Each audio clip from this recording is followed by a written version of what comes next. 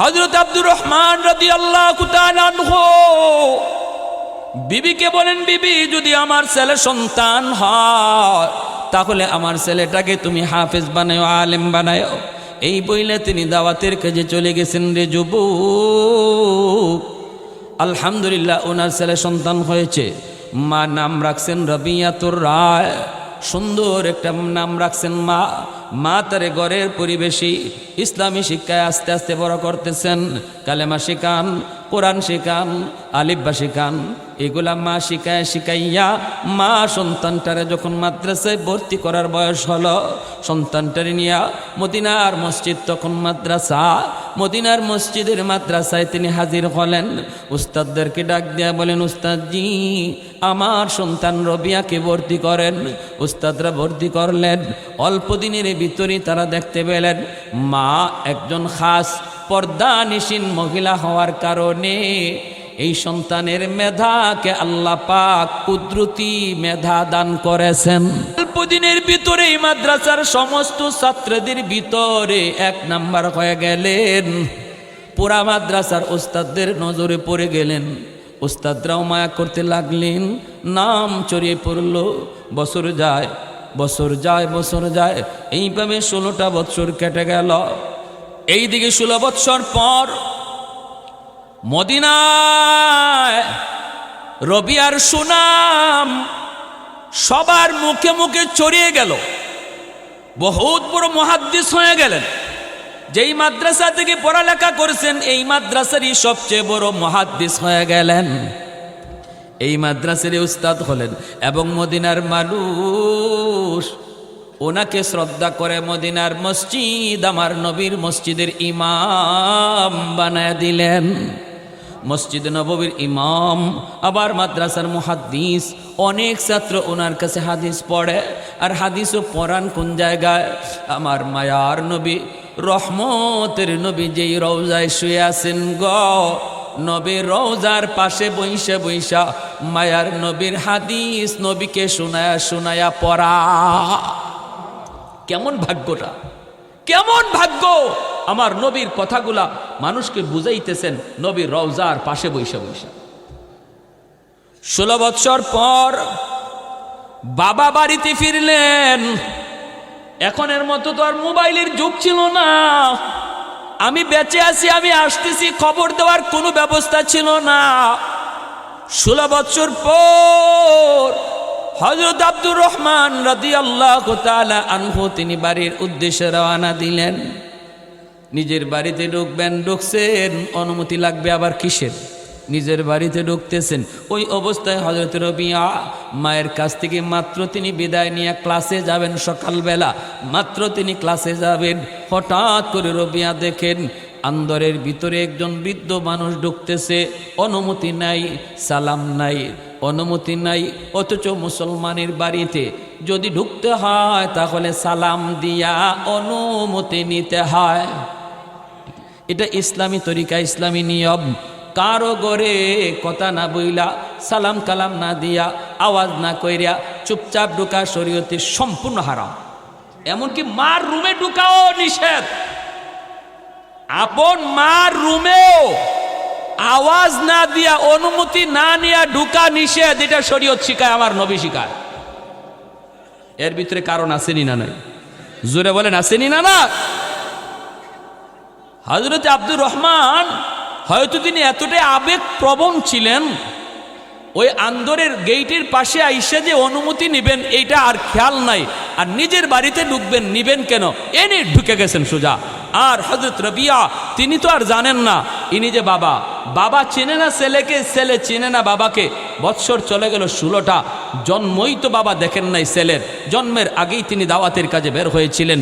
এখন ছেলে বাধা দিতেছে বাবারে, আর বাবা ছেলের বাধা না মাইনা শুধু ভিতরে ঢুকতেছে। ছেলে বাধা দিয়া বলতেছে, কে গো তুমি দাঁড়াও, এইভাবে কারো বাড়িতে ঢুকা নিষেধ, তুমি দাঁড়াও দাঁড়াও, কে তুমি দাঁড়াও। কিন্তু বৃদ্ধ মানুষ হযরত আব্দুর রহমান ইনি মনে মনে কয় আমার বাড়িতে আমি ঢুকবো, বাধা দিব কে? ঠিক না?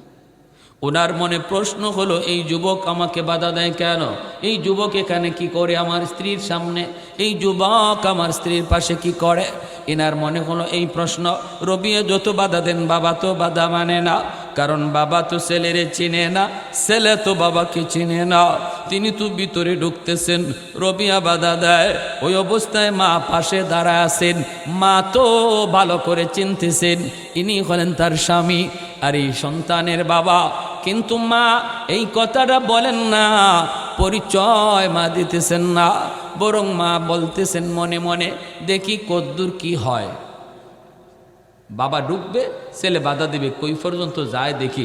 যখন দেখে যে বাবা শুধু ঢুকতেছেই আর ছেলে শুধু বাধাই দিতেছে, কেউ কারো কথা শুনতে রাজি না, তখন মা কইতেছে, বাবা রবিয়া, বৃদ্ধ মানুষ ঢুকেই যখন পড়েছে, বাধা দিও না বাবা, তোমার ক্লাসের টাইম হয়ে গেছে, ছাত্ররা অপেক্ষা আছে, তুমি ক্লাসে চলে যাও, মাদ্রাসায় চলে যাও। যেই মাত্র মা এই কথা বলছেন, রবিয়া চিন্তায় পড়ে গেলেন। মা তো বলতে পারতেন, বাবা রে ইনি তোমার বাবা, তাহলে এই তো কিচ্ছা খতম হয়ে যায়, ঠিক না? কিন্তু না, মা এই বলেন নাই, মা এই কথা বলেন নাই, বলতেছেন বাবা তোমার ক্লাসের টাইম হয়ে গেছে, ক্লাসে চলে যাও। আর ইনি বৃদ্ধ মানুষ, টুকে যখন পড়েছে, বাধা দিও না। রবিয়া মনে মনে কই, মালিক জীবনে কোনোদিন তো মাকে বেপরদায় আমি দেখলাম না, আমার মা জীবনে কোনোদিন বেগানা পুরুষের সামনে যায় নাই গ। আজ আমার মা আমাকে সাপোর্ট করার কথা, আমার মা বলার দরকার ছিল, বাবা তাড়াতাড়ি এই লোকটারে বাধা দে, কিন্তু মা তা তো করেন নাই। মা কেন এই বৃদ্ধ মানুষটাকে আসতে দিলেন, আমাকে যাইতে বললেন? তিনি তো চিন্তায় পড়ে গেলেন। রবিয়া মাদ্রাসায় চলে গেলেন। মা ভক্ত সন্তান, কোনোদিন বাপ মার সাথে কোনোদিন বেয়াদবি করে না, ঠিক না? মা যদি কোনো কিছু আদেশ দেয়, কোনো কিছুর নিষেধ করে, মা ভক্ত সন্তান কাউন্টার দেয় না।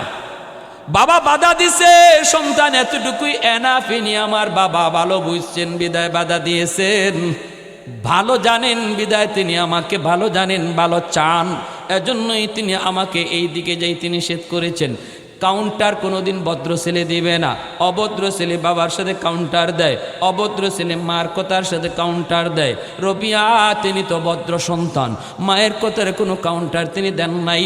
তিনি সোজা চলে গেছেন মাদ্রাসায়।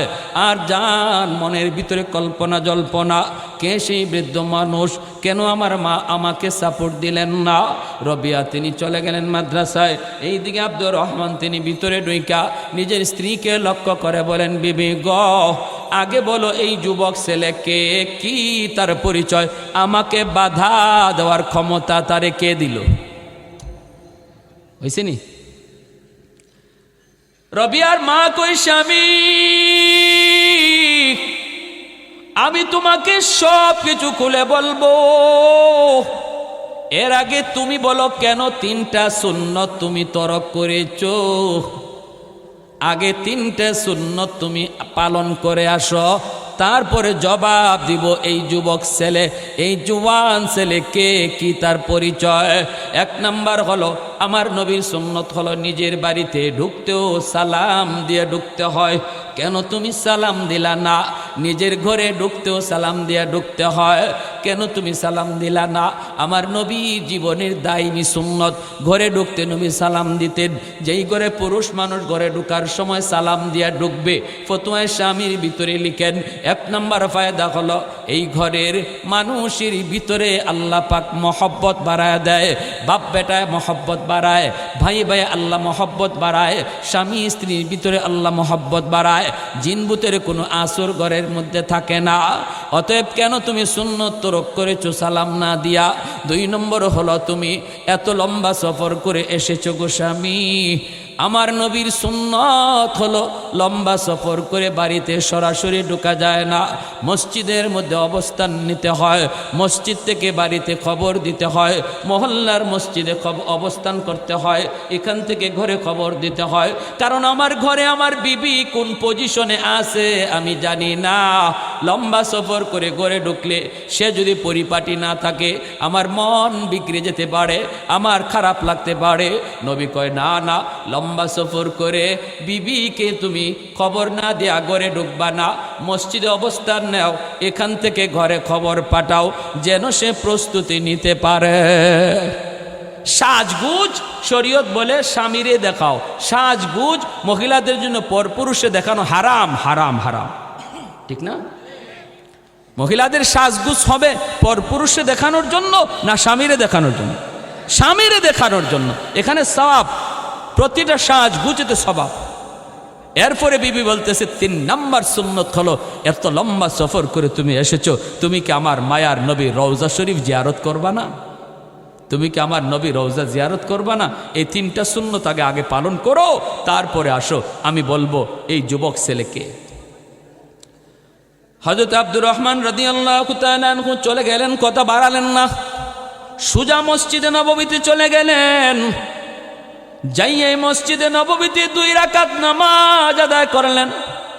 এরপরেই মায়ার নবী রওজার পাশে যায় তিনি রওজা শরীফে সালাম দিলেন। সালাম দিয়া যখন তিনি পাশে তাকান, তাকায় দেখেন ওই যুবক, যেই যুবক কিছুক্ষণ আগে তার বিবির পাশে দাঁড়ানো ছিল, ওই যুবক চেহারাটা পূর্ণিমার চাঁদের মতো ঝলমল ঝলমল করে হাদিসের মসনদে বৈশা হাদিস পড়াইতেছে। অসংখ্য ছাত্র তার কাছ থেকে হাদিস শুনতেছে, আর সে নবীর রওজার পাশে বৈশা বৈশা হাদিস পড়ায়।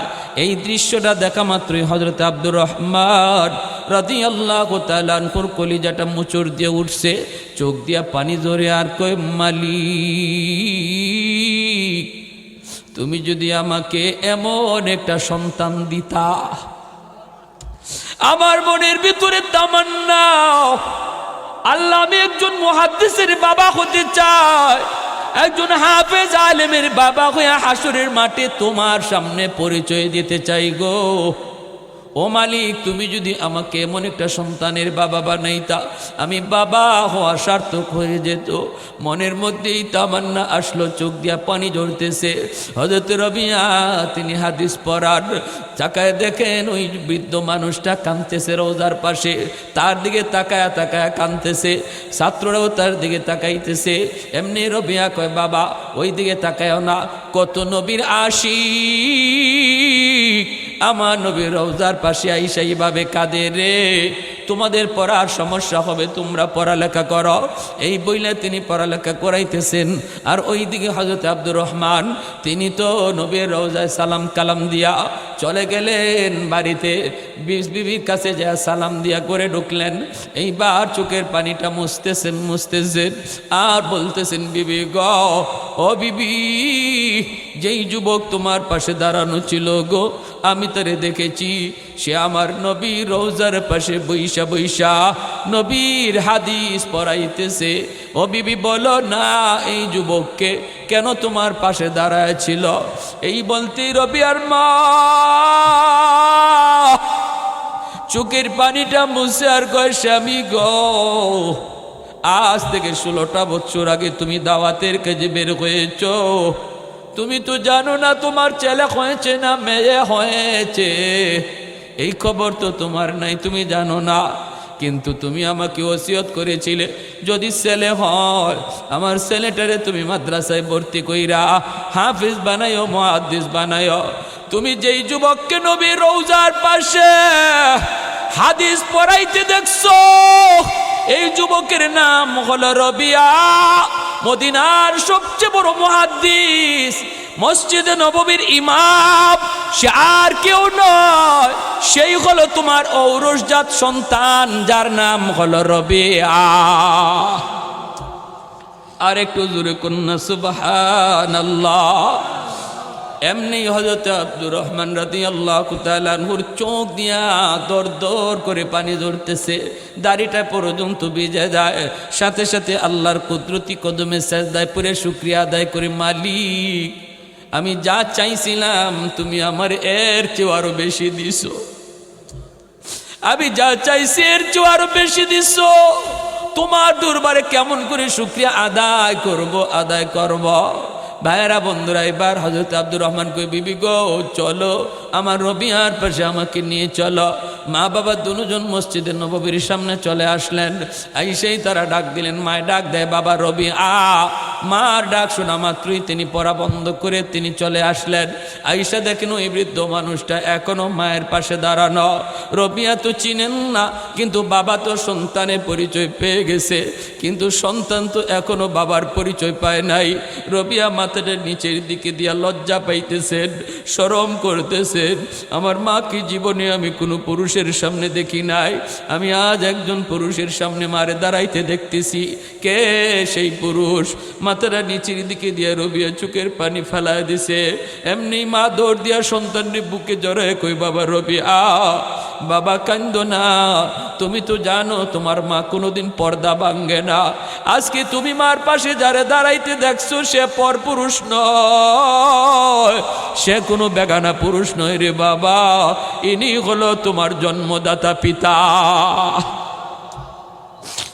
আজ থেকে 16টা বছর আগে যিনি দাওয়াতের কাজে বের হয়েছিলেন, আর শিশুকালেই তুমি মাকে জিজ্ঞেস করতাম, মা গো আমার আব্বার চেহারা কেমন, আমার আব্বার পোশাকটা কেমন, আমার আব্বা লম্বায় কেমন, কত প্রশ্ন তুমি করতারে বাজান।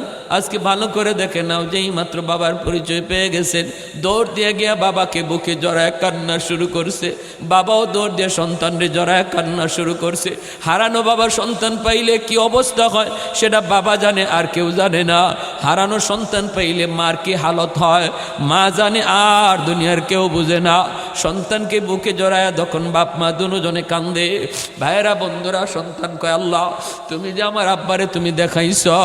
আর ওই অবস্থায় বাবা কয়, আল্লাহ তুমি যে আমার সন্তান রে এত উঁচু মাকাম দিছ, শুকরিয়া আদায় করে তারা দুজন বাড়ির দিকে রওনা দিবেন। এখন বাড়ির দিকে হাঁটা শুরু করবেন। ছেলে কয়, আব্বা তুমি আগে হাঁটো, বাবা কয়, বাবা তুমি আগে হাঁটো। ছেলে কয়, না বাবা আমি বড় না তুমি বড়, তুমি আগে হাঁটো আমি পিছনে। বাবা কয়, না বাবা আমি বাবা হলো ছোট, তুমি ছেলে হইয়া বড়। ভাইরা কে হাঁটবে, কে আগে যাবে?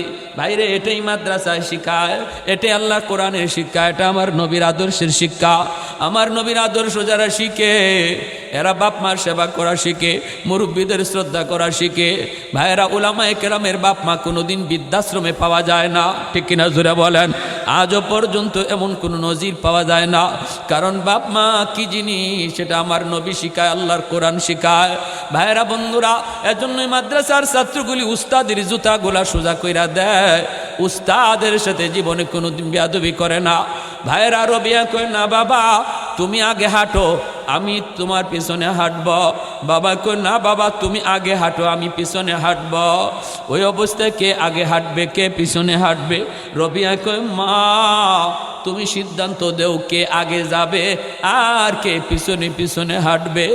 মা কয়, বাজার সিদ্ধান্ত যদি আমার দিতে হয় তাহলে আমার রায় হলো, বাবা রবিয়া তুমি আগে হাঁটো, আমরা বাপ মা তোমার পিছনে পিছনে হাঁটব। রবিয়া কয়, মা কেন তুমি এই রায় দিয়েছ? তিনি তো আমার আব্বা, বাবার উপরে ছেলে হয় না গো মা। মায় কই, বাবা দুই কারণে আমরা তোমার পিছনে তুমি আগে। একটা হলো দুনিয়াতে, আর একটা হলো পরকালে। দুনিয়ার জীবনও আল্লাহ তোমাকে মসজিদে নববীর ইমাম আল্লাহ বানায় দিছে। নামাজে যদি তুমি ইমাম হও, তোমার বাবা মুক্তাদি হয়, বাবা পিছনে থাকে, ছেলে ইমাম হলে আগে থাকি। তাহলে দুনিয়াতেও তুমি আগে, বাবা তোমার পিছনে। হাসরের মাঠেও আল্লাহ বলবো, কোরআনওয়ালারা কোথায়? আমার কোরআনের ইজ্জতের খাতিরে তোমরা জান্নাতে যাও, পিছনে তোমাদের যারে যারে মন চায়, মা বাবা দাদা দাদি নানা নানি শ্বশুর শাশুড়ি যতজন মানুষ তোমার কোরআন শিকার পিছনে মেহনত করছে, সহযোগিতা করছে, এদেরকে লইয়া বরযাত্রীর মতো জান্নাতে যাও। এজন্য উলামায়ে কেরাম থাকবে আগে, আর একজন আলেম বানানোর পিছনে এলাকার যত মানুষের সহযোগিতা থাকবে, নবী বলেন এরাও বরযাত্রীর মতো জান্নাতে ঢুকবে। তাহলে আমার ভাইয়েরা বলুন, মাদ্রাসারে কদর করলে লাভ আছে নিনা নাই? সন্তানটারে হাফেজ বানাইলে লাভ আছে নিনা নাই? নিয়ত করতে পারি না আমরা? ভাই, সন্তানের কামাই খাইমু এই নিয়তটা বাদ দেন না, বাদ দিয়ালান। এটা নিয়ত করেন, আল্লাহ আমার সন্তান যেন সদকায়ে জারিয়া হয়। আল্লাহ গুনাহগার হইয়া যদি কবরে যায়, ভুল ত্রুটির অভাব নাই, সন্তানের উসিলায় যেন আল্লাহ কবরকে জান্নাত বানায় দেয়। করতে পারি না? কারা কারা পারি? হাত উঠে আল্লাহকে দেখান। আল্লাহ তুমি প্রতিটা হাতকে কবুল করো, মঞ্জুর করো। যারা বিয়া শাদী করছেন না এরাও হাত তুলেন, সমস্যা নাই, বিয়া তো কপালও আছে। বিয়ে করার পরেই নিয়ত করবেন, আল্লাহ আমার সন্তান তুমি দিবা, নেক সন্তান দিও, আমার সন্তান আমি হাফেজ বানাবো, আলেম বানাবো, এই মাদ্রাসায় পড়াবো। আর যদি একান্তই আপনি জেনারেল লাইনে পড়াইতে হয়, অনুরোধ করব 5টা বছর শিশুকালে মাদ্রাসায় পড়াবো, এরপরে আমি যদি হাই স্কুলে দিব, তাহলে আমি বাবার জিম্মাদারি আদায় হবে। হাসরের মাঠে বাবার বিরুদ্ধে সন্তান মামলা দিতে পারবে না, মার বিরুদ্ধে মামলা দিতে পারবে না। আল্লাহ আমাদের সবাইকে তৌফিক দান করুন। সবাই বলে আমিন, আর একটু জোরে বলে আমিন।